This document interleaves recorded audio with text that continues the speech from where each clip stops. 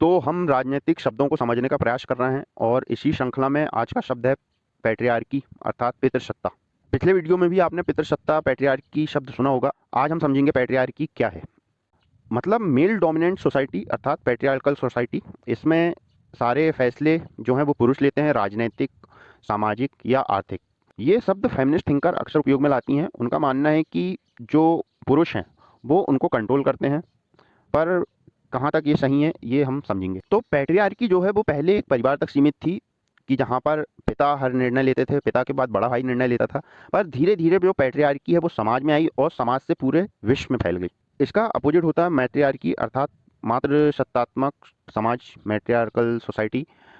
अक्सर आपने रील्स पर देखा होगा कि वहाँ पे नॉर्थ ईस्ट की बात होती है कि भाई नॉर्थ ईस्ट में मैट्रियार्कल सोसाइटी है, वहाँ पे महिलाएं सब निर्णय लेती हैं, वहाँ फीमेल डोमिनेंट सोसाइटी है। पर मेरे ख्याल से ये पूर्णतः सत्य नहीं हो सकता, क्योंकि जो इतिहास रहा है मानव सभ्यता का उसमें ऐसा कोई समय आया ही नहीं जहाँ पर मैट्रियार्कल सोसाइटी बिल्ट हो सके। नॉर्थ ईस्ट पर अलग अलग ट्राइब होती हैं और अलग अलग ट्राइब के अलग अलग नियम होते हैं।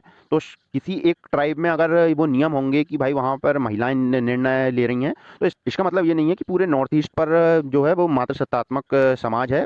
ये कहीं ना कहीं मेरे ख्याल से गलत होगा, क्योंकि अगर हम देखें तो विश्व इतिहास में ऐसा कोई समय नहीं आया जहाँ पर महिलाएं बहुत अच्छे से सुरक्षित रह सकें और वहाँ पे अपने निर्णय ले सकें। हमेशा से सिर्फ और सिर्फ लड़ाइयाँ हुई हैं, युद्ध हुए हैं। तो विश्व में कहीं पर भी मातृसत्तात्मक समाज का विकास होना संभव नहीं है। अगर हम बात करें भारत की, भारत का इतिहास अगर 7,000 सालों का रहा है तो उसमें हम 5,000 सालों से सिर्फ लड़ते हुए आ रहे हैं। तो जब लड़ाइयाँ होती हैं तो स्वाभाविक सी बात है, लड़ाइयों में स्त्रियों का कोई काम नहीं होता है। युद्ध पर स्त्रियां नहीं जाती हैं और उसी युद्ध की विभीषिका से महिलाओं को बचाने के लिए मेल डोमिनेंट सोसाइटी का निर्माण, जिसे पैट्रियार्कल सोसाइटी कहा जाता है। तो ये जानकारी आपको कैसी लगी प्लीज़ बताएं, कमेंट करें। तब तक के लिए पीस आउट।